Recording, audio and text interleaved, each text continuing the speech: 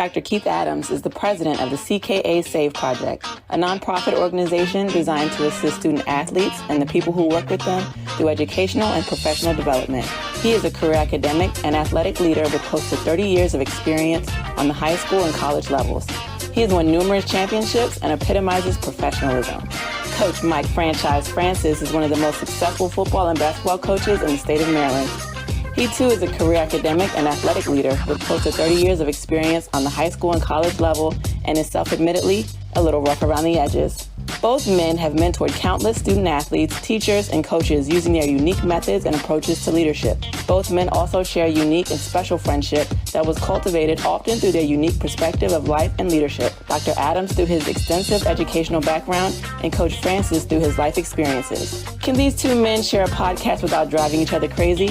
Welcome to the Odd Coaches Podcast. On today's Odd Coaches Podcast, Dr. Adams and Coach Francis discuss whether student athletes should be paid for their name, image, and likeness. Welcome to today's show. Greetings and salutations, and welcome to the Odd Coaches Podcast. My name is Dr. Keith Adams, president of the CKA Save Project, a nonprofit organization designed to assist student athletes and the people who work with them through educational and professional development. With me today, as always, is my tag team partner, my Stevie Ray to my Booker T, the icon, the showstopper, the main event, and the reason why we were here.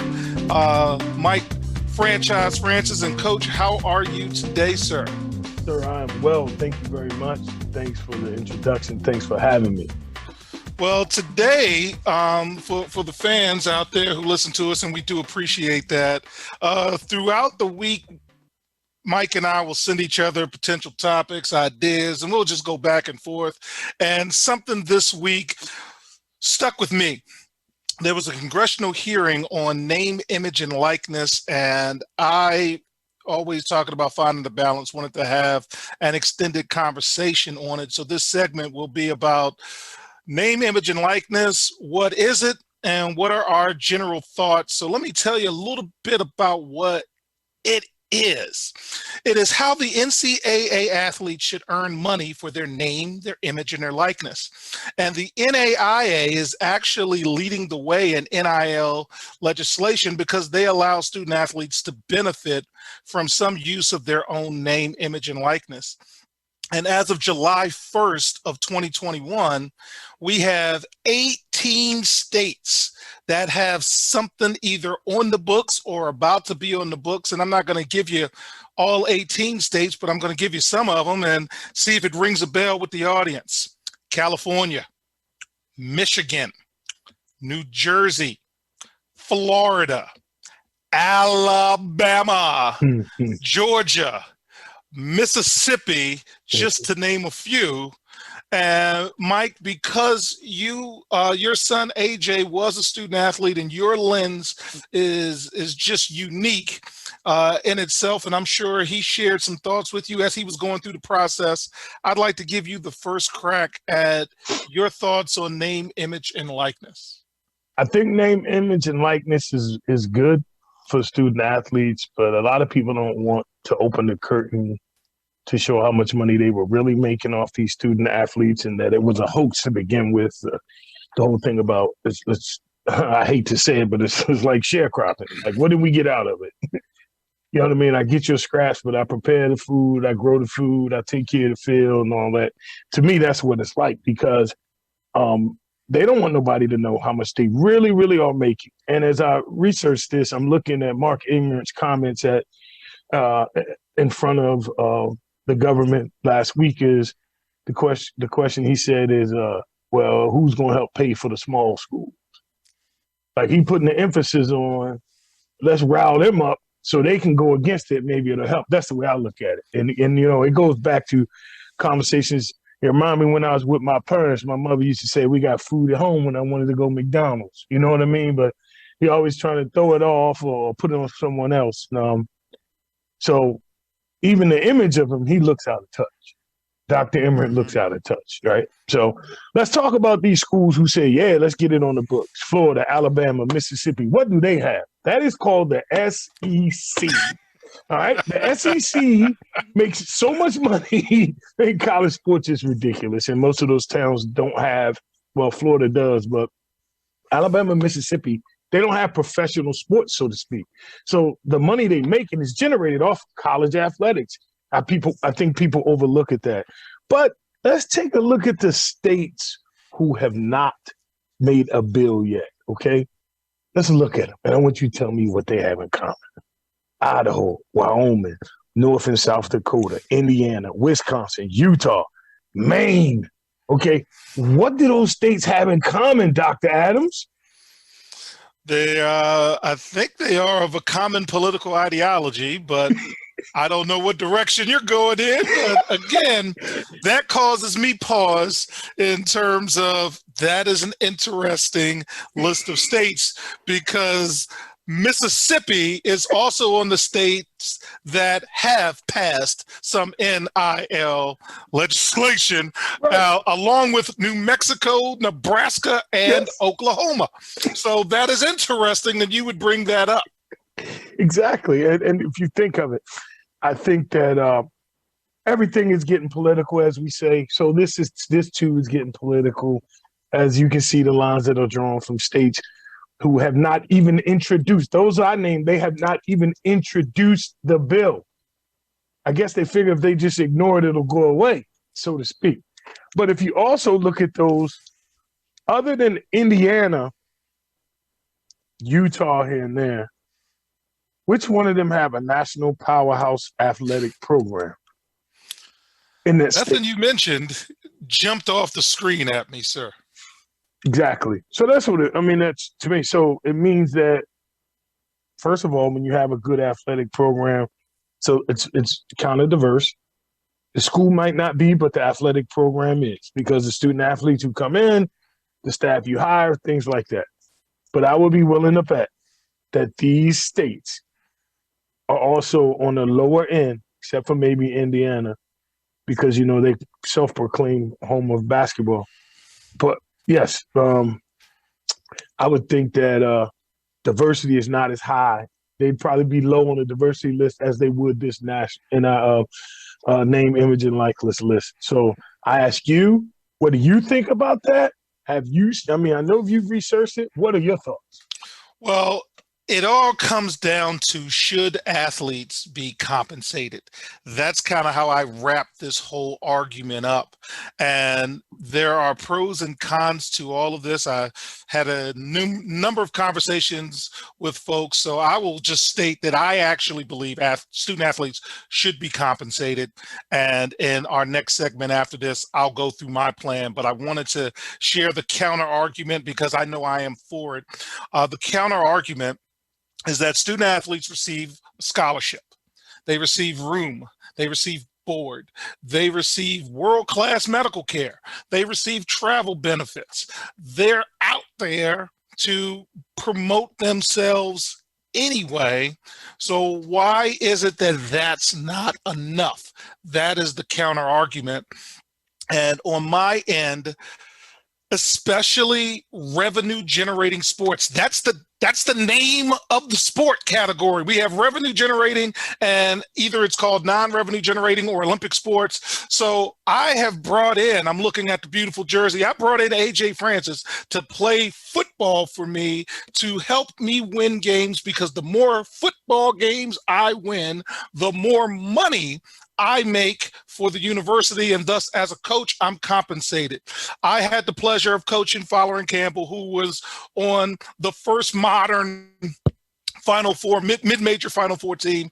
And there's books that's been written about the Mason effect, in terms of George Mason being on that national scale gave everyone an opportunity to see the good things that were happening in Fairfax. Enrollment increased, donations increase. And thank you so much for your time. And here's a donut. And remember, you can't have cream cheese on your bagel. Yes. So yes, I am in the bank that student athletes should be compensated. And in our next segment, I'm going to talk to you about my plan and get your reactions. Stay tuned on the Odd Coaches podcast. The vision of the CKA SAVE project is to use the combination of academics and athletics as a catalyst to lifelong success. Thus, the CKA SAVE project works to improve student-athlete academic and athletic performance by assisting student-athletes with transitional and transferable skills such as time management and organizational skills, along with the ability to self-advocate to help improve performance. However, we cannot do our work without the help of supporters like you. Consider donating to the CKA SAVE project. We accept tax-deductible contributions in a number of ways, including Venmo and Cash App at CKA SAVE project, or directly at the main page of our website, www.ckasaveproject.org. Simply click the donate button. We thank you in advance for your continued support. Welcome back to the Odd Coaches Podcast. I am Dr. Keith Adams, along with my colleague, Mike Francis, and we are talking about name, image, and likeness in this episode. And before we left, we talked about how we should implement name, image, and likeness. And the CKA SAVE project actually has suggestions on doing it. I'm going to walk through our suggestions as an organization and then allow Coach Franchise to kind of say his piece on it. So the suggestions we have at the CKA SAVE project is, one, a national office should be created and it should be staffed properly. As a historian, I can tell you that the Articles of Confederation did not work. When you put state first and country second, it kind of can go sideways, as we have found historically. By creating a national office, it kind of sets the tone for the equity across the board. The second thing that needs to happen is a certification process needs to be created, and SAC needs to be involved, SAAC, which is the Student Athlete Advisory Committee. The majority of schools in the country have a SAC, which is student elected, student generated, student, and those folks are amazing. And to have them involved in the process keeps the student athlete's voice to the forefront. 3, tax the heck out of it. Welcome to adulthood. Taxes are a part of everyone's lives, including myself. My uncle, he taps me on the shoulder annually, but that's another story for another day. 4, create clear penalties for violations for both the employee and the employer. So when these people come to the national organization and they go through the national certification process, just like everything else with the eligibility center, etc., you're stating that in good faith, these are the things you're going to provide.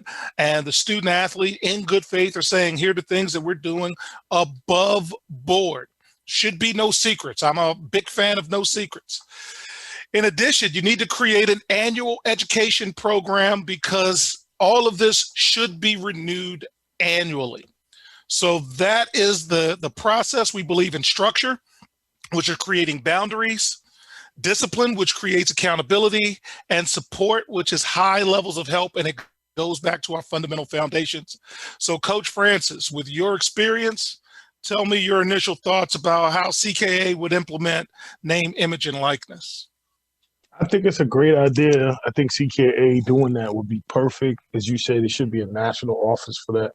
And yeah, introduce them to taxes. Maybe not as high as we as professionals, like, you know what I mean? Like not as high as we as professionals do. But one of the things that I think that would also allow to, as you say, if they are to tax it, that goes back against the argument that some states have that the bill was also about insurance post-college, health insurance for a while, post-college.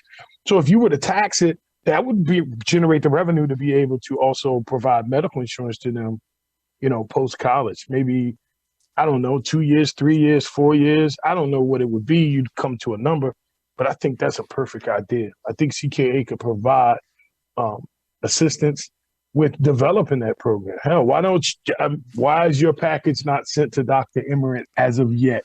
Or am I behind? We appreciate that piece. The thing we look at, and again, for the new listener, I spent 6 years of my life studying student athlete motivation, and we had come to find through statistical significance that there is a statistically significant relationship between academic and athletic intrinsic motivation and no difference in extrinsic or amotivation. So we think if you create opportunities to be self-directed and independent, you're going to have a better outcome. And in addition, I think all student athletes should receive a stipend. The NCAA, has a number that says you can only spend X amount of hours a week doing your sports task. Yet the kid that's a chemistry major can work at the bookstore and make X amount of dollars an hour, make this an hour. Mark Zuckerberg can create Facebook in a dorm room and be compensated. So if you gave student athletes a stipend and make it even a flat minimum wage of $15 for 20 hours a week of sports related activities, I think those are the types of things that can help across the board, because what the student athletes that I've spoken with says, we just need people to listen to us and to help us. I'm not overly worried about the professional process. If a kid wants to go to the G League or overseas elite, or if there's a spring football league created, you have the constitutional right to do whatever. Adulthood is about making decisions, and sometimes those decisions are poor.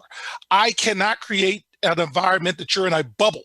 I can't put you in a bubble. I have a 12-year-old and I have to let him live, because I teach, I do the best I can, but then I hope you make great decisions. And I'm sure you are the same with your own children. So Too much protection is taking place, and man, we can't legislate everything. We can't protect everything.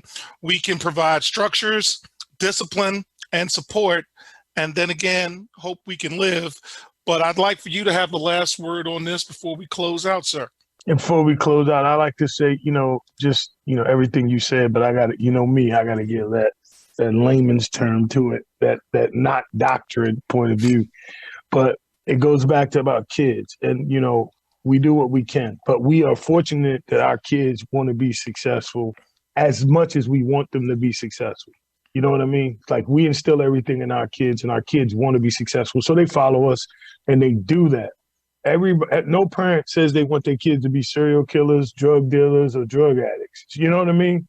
So we get lucky in that sense. So we're blessed to have that. And as a teacher, like you said, that bubble, as a parent, that bubble, you can't create the bubble. You just hope that what you're doing is nurturing enough to provide a positive outcome, and they can see that and be successful in that on their own when the time comes, because we have to prepare them for their own. And again, being self-directed and independent, which are two cornerstones of CKA, I think that's the right direction to head into as far as NCAA is concerned. And again, it's just basic good parenting. So congrats to you and your company for staying on that. All right. And for that, we will say goodbye to this episode, and thank you for listening. We hope you enjoyed today's show. Follow the Odd Coaches Podcast on Twitter and Instagram at Coaches Odd, and make sure to like, subscribe, and share the Odd Coaches Podcast. Follow Dr. Adams on Twitter and Instagram at CKA Save Project. And don't forget to follow Coach Mike Francis on Twitter and Instagram at Coach Franchise, spelled Coach Franchize. For more information about the CKA Save Project, please visit them on the web at www.ckasaveproject.org. See you next time on the Odd Coaches Podcast.